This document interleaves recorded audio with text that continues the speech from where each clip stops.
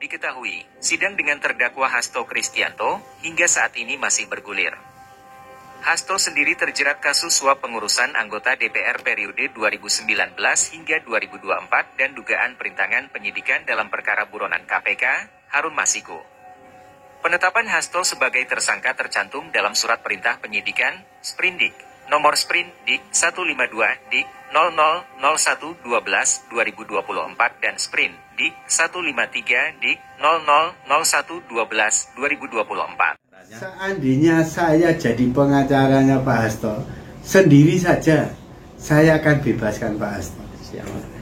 Karena apa? Fakta-fakta yang ada itu yang akan kita kemukakan. Saya tidak perlu rame-rame. Saya banyak boleh dilihat track record saya dampingi terdakwa itu, saya maksimal hanya 2 orang, saya tidak pernah lebih dari 2 orang. Kadang saya sendiri. Karena apa? Ketika banyak orang itu pendapatnya banyak sekali. Akhirnya susah untuk menyatukan.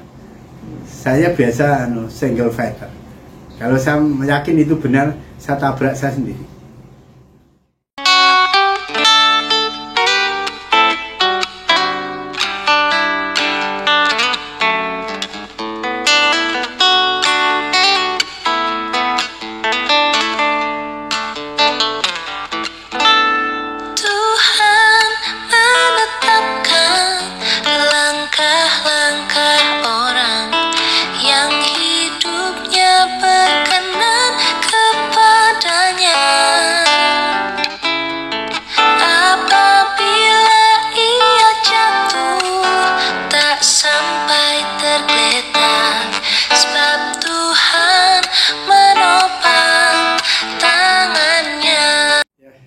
Terima kasih.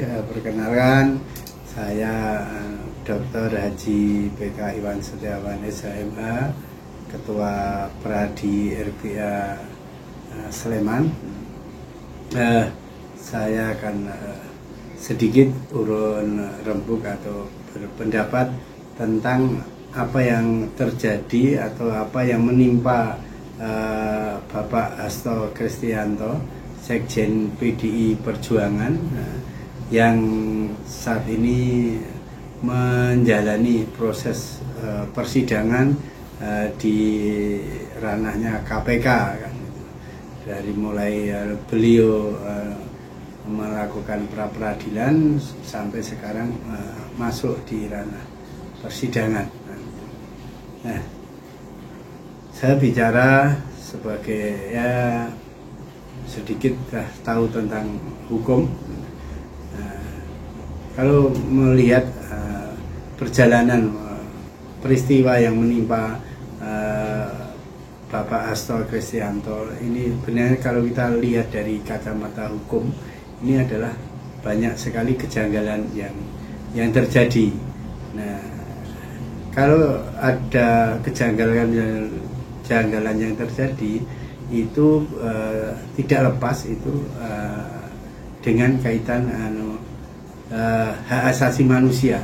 Di situ mesti ada hak asasi manusia yang dilewati atau dilanggar. Itu.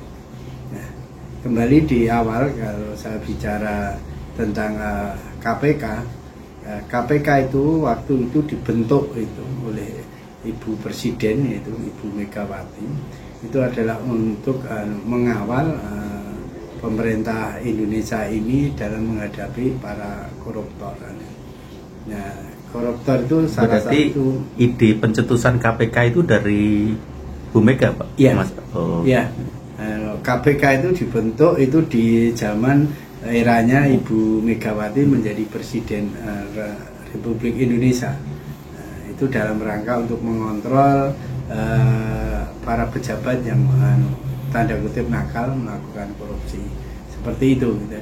Dan indikator dari korupsi sendiri itu harus ada kerugian negara.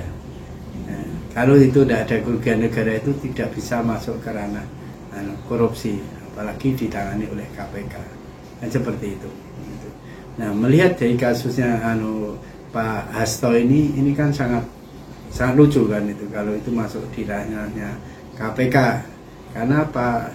Kerugian negara itu harus ditentukan oleh instansi yang dibentuk oleh negara.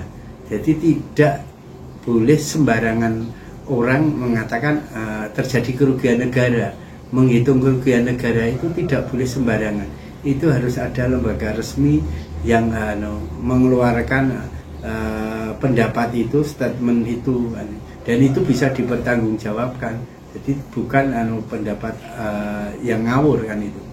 Nah, di kasusnya Pak Hasto ini, itu kalau itu di ranahnya KPK, itu kan harus ada kerugian negara. Sedangkan di kasus Pak Hasto ini tidak ada kerugian negara yang timbul. Tapi ini kan dipaksakan untuk ke sana. Ini yang menjadi prihatin teman-teman hukum di Indonesia saat ini menjadi bias kan itu. Karena hukum itu sudah jelas di situ bahwa KPK itu adalah mengurusi korupsi. Nah, korupsi itu intinya ada kerugian negara. Nah, di kasusnya Pak Hasto ini kerugian negara tidak ada, tapi masuk ke ranah korupsi. Nah, seperti itu. Atau mungkin jeratannya itu melakukan suap ke pejabat negara atau gimana? Nah, kalau itu melakukan suap, itu kan bisa dibuktikan. Ya, sekarang pejabatnya negara siapa yang disuap? Kemarin itu memang ada putusan dari saya lupa itu KPU atau Bawaslu yang sudah divonis menerima suap. Nah, itu KPU ya. Nah, KPU itu yang menerima suap itu kan di situ muncul tidak kalau mereka menerima suap itu langsung dari Bapak Hasto Kristianto, bukan. Kalau bukan itu kan tidak ada hubungannya. Kan seperti itu. Ya kan bisa ditelusuri. Ini penerima suap sudah ada, jelas sudah ada KPU kan. Mantan ketua KPU udah jelas dijadikan tersangka dan juga sudah divonis. Di situ kan tinggal kita telusuri, kita tanya saja. Menerima uangnya dari siapa? Itu aja kan selesai. Kalau saya menerima uang dari Pak Hasto ya sudah masukkan ke sana. Penyuapan, gratifikasi, selesai. Nah ini kan tidak. Nah, ini kan yang jadi lucu kan seperti itu. Sejak awal saya melihatnya jadi lucu. Tapi ketika pra-peradilan itu ditolak, itu juga bagi saya tidak ada yang lucu. Itu memang harus ditolak. Karena apa? Pra-peradilan itu hanya mempersoalkan tentang proses penetapan. Nah, timnya Pak Hasto ini, bukan saya sok pinter ya, saya memang ahli pidana, dokter saya dokter pidana. Nah, itu kan harusnya melihat dari prosesnya. Tapi kemarin timnya Mas Hasto, kalau saya ngikuti itu, saya lihat tuh mereka sudah masuk ke pokok perkara. Nah, itu memang harus ditolak. Ya, karena pembuktiannya jadi lemah. Harusnya pembuktiannya itu membuktikan bahwa inilah proses penetapan tersangkanya itu tidak benar. Jadi tidak ada urusan di situ. Pra-peradilan sudah mengatakan tidak ada kerugian negara. Nah, itu kan masuk pokok perkara. Bukan perkara pra-peradilan. Pra-peradilan itu hanya memperkarakan tentang KUHP, tentang penangkapan, penentuan tersangka itu ada di KUHP. Nah, itu aja dipelajari di sana. Itu yang menjadi harusnya untuk menjadi bahan untuk mematahkan apa yang KPK lakukan, proses KPK untuk menentukan menjadi tersangka itu melanggar KUHP tidak. Kalau melanggar KUHP dan kita bisa membuktikan itu ada pelanggaran KUHP, otomatis itu akan diterima dan penetapan tersangka itu dengan sendirinya itu akan batal. Nah, kemarin timnya Pak Hasto itu masuk kepada pokok perkara. Jadi selangkah lebih maju atau gimana? Ya itu hanya kebablasan jadinya kan. Karena ranahnya berbeda-beda. Nah, itu jadi hukum itu kan ada tahapan-tahapannya. Itu harus dilalui. Nah, tapi kali ini jadi blow up sana sini. Wah, ini kita dikriminalisasi ini. Itu kan hanya ngomong di media, tapi tidak membantu beliau di dalam proses hukum ini. Persidangan tidak mengikuti opini publik, tapi mengikuti ada fakta-fakta dalam persidangan yang ada. Nah, timnya Pak Hasto ini kemarin tidak membuktikan tentang bahwa salah, tidak benar dalam proses menetapkan tersangkanya. Itu tidak disentuh sama sekali, tapi malah langsung masuk ke ranah pokok perkara, dan pokok perkara itu baru masuk di persidangan sesungguhnya. Jadi kalau udah terlanjur seperti itu, kemudian ini sudah masuk ke persidangan, bahkan sudah sampai ke persoalan dalam persidangan itu Mas Hasto sudah mengajukan pekan lalu itu eksepsi, itu gimana nanti kelanjutannya? Ya, udah terlanjur basah istilahnya, menjadi tersangka gitu. Ya, itu tuh memang seperti itu. Kalau data terlanjur tersangka karena sesuai SOP, ya sidang berjalan seperti itu. Harusnya, ketika di persidangan inilah sekarang saatnya untuk memberikan fakta-fakta yang sesungguhnya kepada majelis hakim, sehingga ketika nanti majelis hakim mengambil keputusan itu sudah didasarkan dari fakta-fakta yang muncul dalam persidangan. Nah, tinggal fakta-fakta kemarin yang disampaikan timnya Pak Hasto itu seperti apa, itu.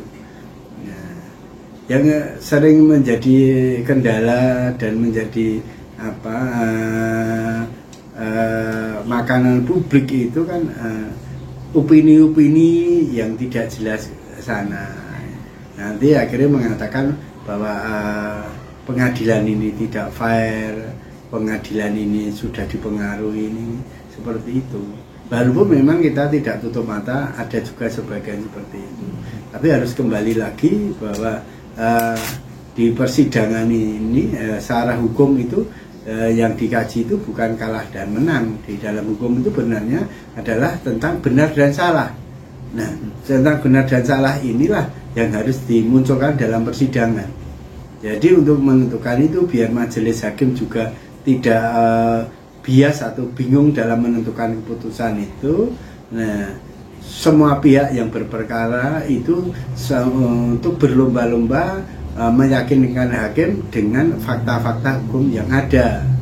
Jadi rekan JPU makanya silakan menentukan fakta-fakta yang ada, fakta-fakta yang benar yang menjadi dasar rekan JPU itu menentukan seseorang itu bersalah atau tidak. Kan itu tugasnya JPU itu. Nah, tugasnya teman-teman pengacara maupun tersangka adalah mematahkan. Dia harus menyampaikan fakta-fakta hukum yang sebenarnya, bahwa apa yang dijadikan dasar dari rekan jaksa penuntut umum itu tidak benar. Tapi ini tidak benarnya bukan debat kusir, tapi diberikan fakta-fakta hukum yang sebenarnya. Nah, seperti itu. Kalau itu ideal itu terjadi, dari situ nanti para majelis hakim itu akan bisa melihat fakta hukum yang sesungguhnya dan bisa menguji keterangan ini, kebenaran dari fakta-fakta yang disampaikan atau yang muncul di dalam persidangan itu kan akan dinilai, akan didiskusikan oleh majelis hakim.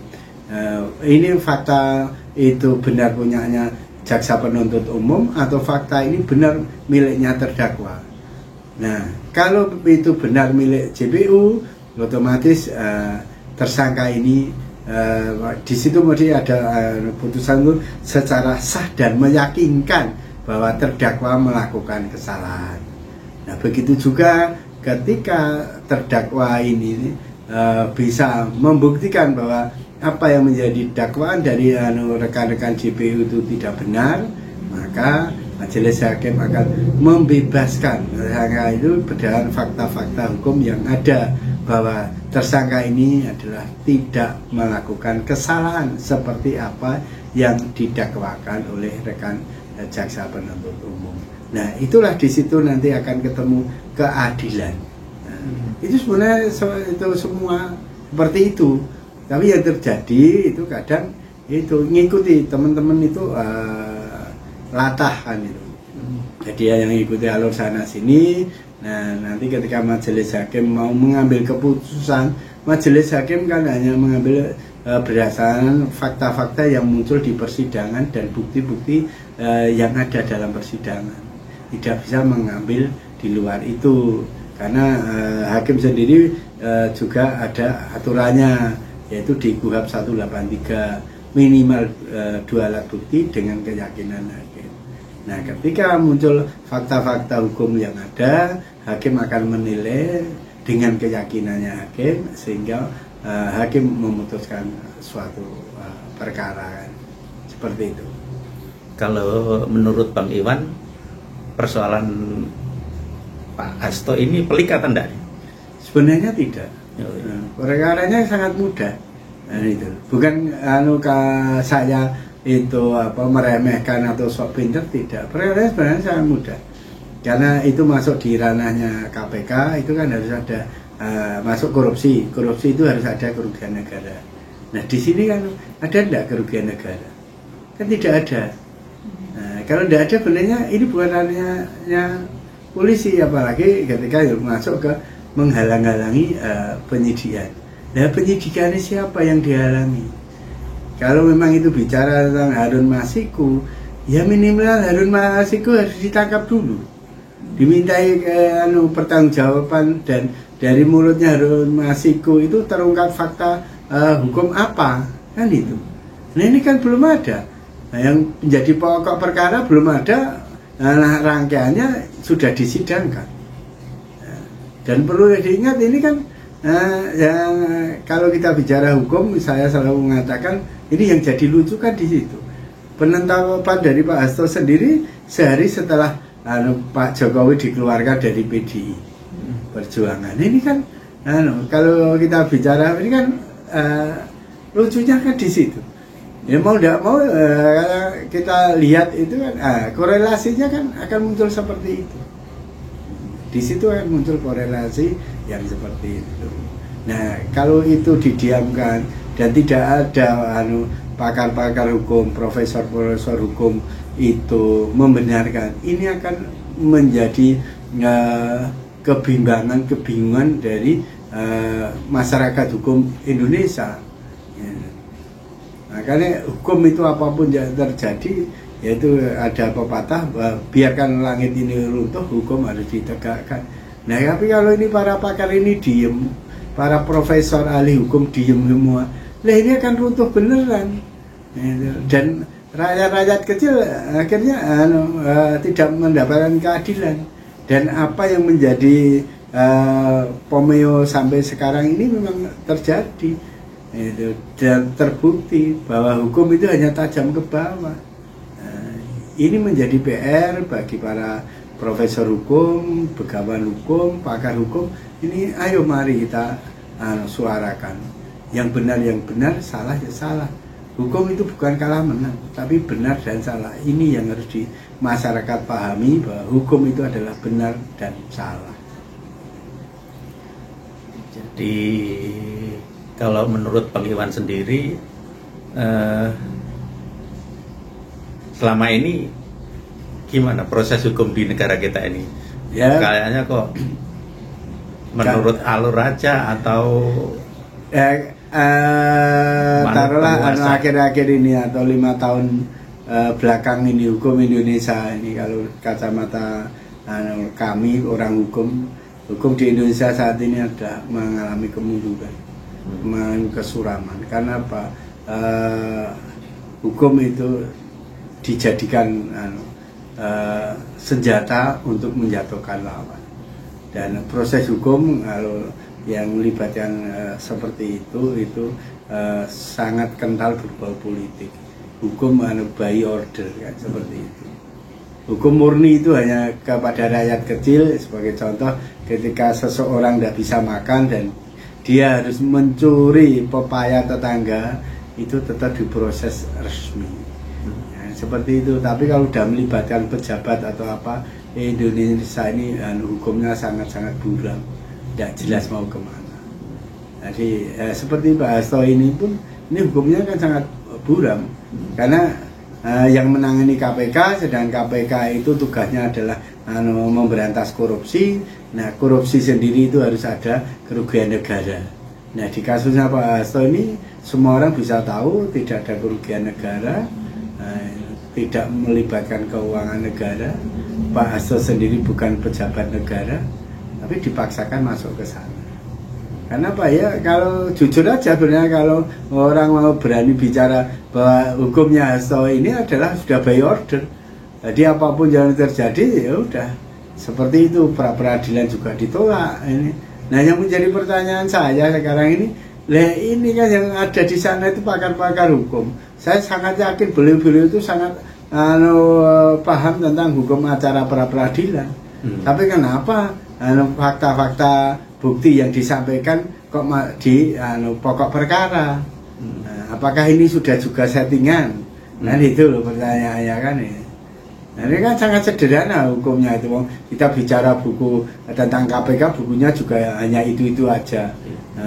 Tentang undang-undang korupsi itu pasal undang-undang 31 juga buku ini seperti itu.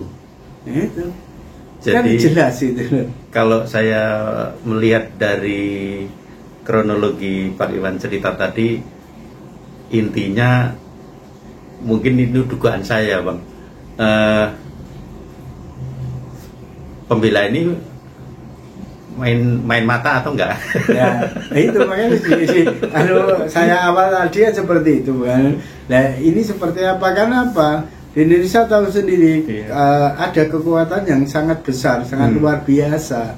Nah, sedangkan banyak sekali pakar-pakar kita hukum itu mencari aman saja, tidak berani menyuarakan kebenaran.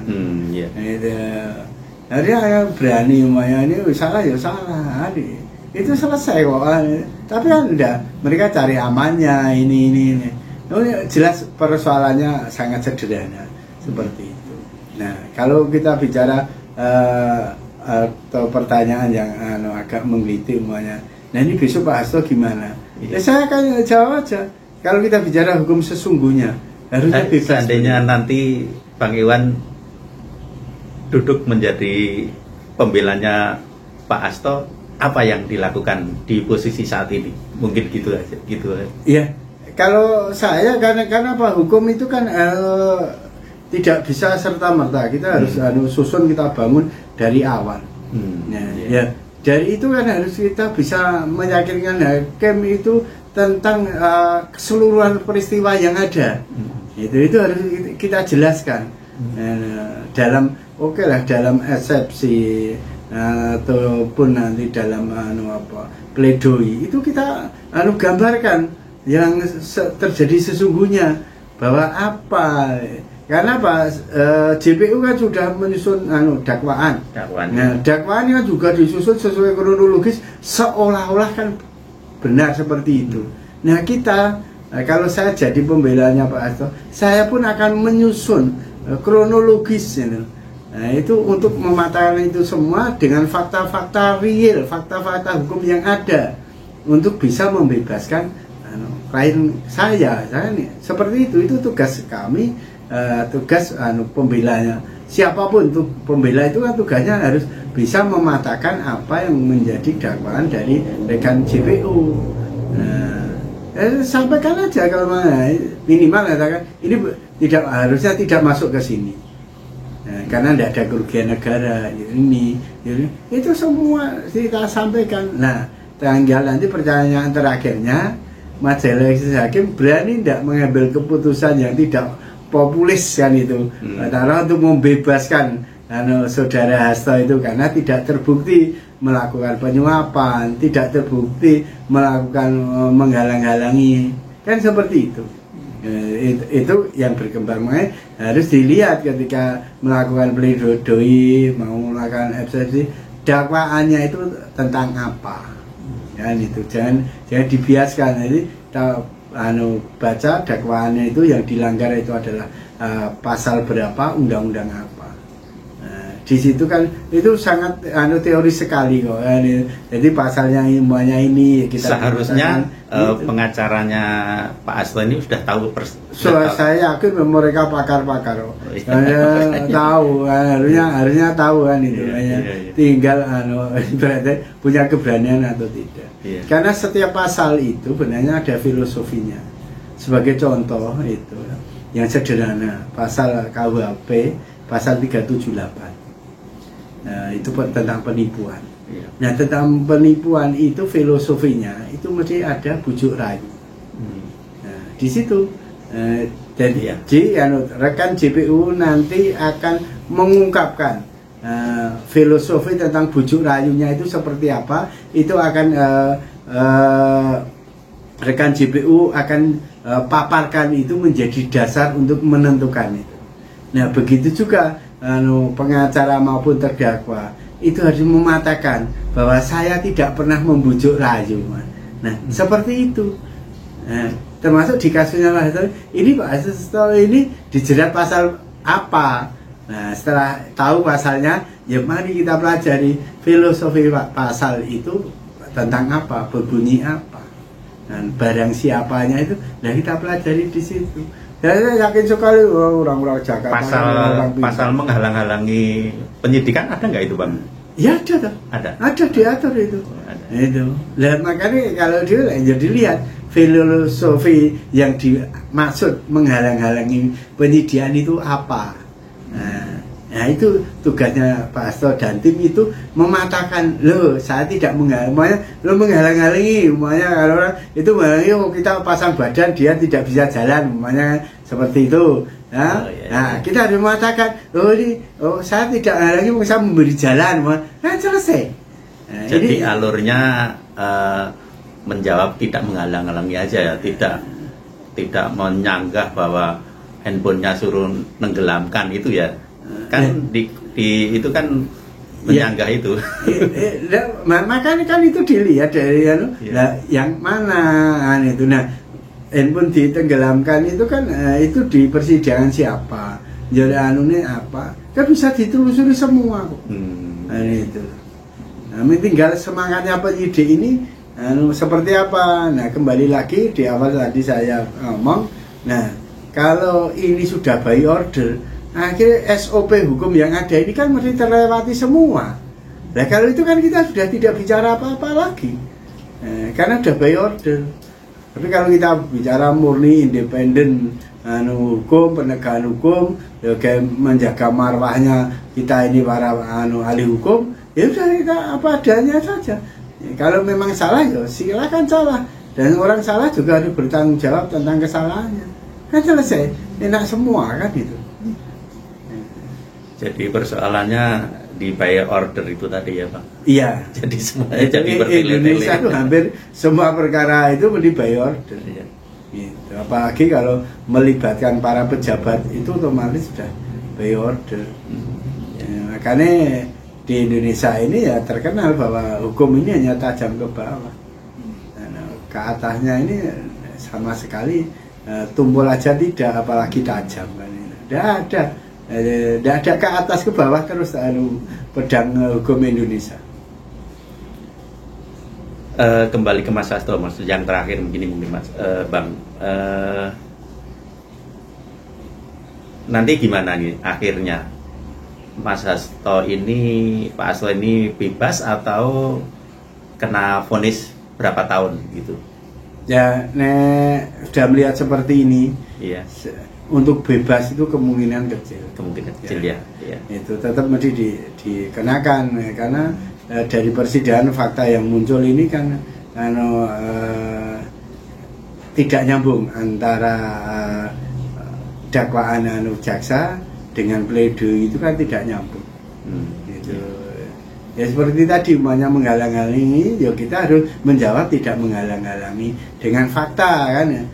Fakta hukum harusnya kan seperti itu, tapi ini kan tidak terjadi ke sana dan ini menjadi panggung para ahli hukum yang ada di sana. Nah, ini yang kasihan itu, kalau itu menjadi panggung itu yang kasihan itu adalah Mas Hasto. Itu tidak bedanya dengan Jessica dulu. Jessica Kumolo-Wongso itu ya. Iya, Jessica itu sampai detik ini secara ahli pidana itu tidak ada bukti yang meyakinkan kalau Jessica itu meracuni Mirna. Karena pidana itu harus ada motif. Nah itu motifnya tidak ada. Apakah Jessica sama Mirna berebut pasangan? Tidak ada. Berebut asuransi juga tidak ada. Mana itu? Itu harusnya tidak bisa secara pidana. Nah, itu karena tidak ada motif yang ada. Tapi waktu itu menjadi panggungnya taruhlah Bang Oto Hasibuan. Nah, akhirnya hakim juga tidak mau dipermalukan secara umum. Ya sudah, apa yang menjadi tuntutan dari JPU dikabulkan saja, selesai. Kalau kamu tidak percaya silahkan melakukan upaya hukum yang lain, ada banding, ada kasasi, ada PK. Kan seperti itu. Tapi kan kasihan Jessica harus dekem di sana.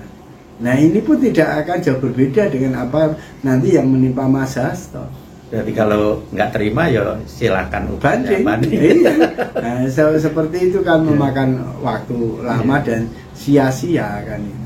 Gitu. Tapi kalau nanti fakta yang ditampilkan dalam persidangan kemarin itu memang benar dan hakim berani membuat keputusan yang berbeda, nah bisa baru itu Pak Hasto bebas kan. Tapi kalau tidak, untuk bebas itu kemungkinannya kecil. Karena dari awal ini sudah tidak nyambung. Tim pembela Pak Hasto itu sudah tidak nyambung dari awal. Mulai dari pra-peradilan sampai dimasuk di persidangan ini benarnya kalau kita lihat hukum itu sudah tidak nyambung. Dan itu berikan aja ke adik-adik mahasiswa S1 sudah bisa analisa. Benarnya. Tidak perlu kita pakar yang tinggi-tinggi. Karena apa? Ini kepentingannya sudah jelas. Kalau disebutkan di belakang Pak Hasto ini 1000 pengacara itu, apakah tidak bisa menyimpulkan seperti itu, Bang? Ya, walaupun 1000 pengacara, tapi yang ngambil keputusan hanya berapa orang. Nah ini makanya kemarin itu saya juga masuk ditunjuk menjadi timnya Pak Hasto.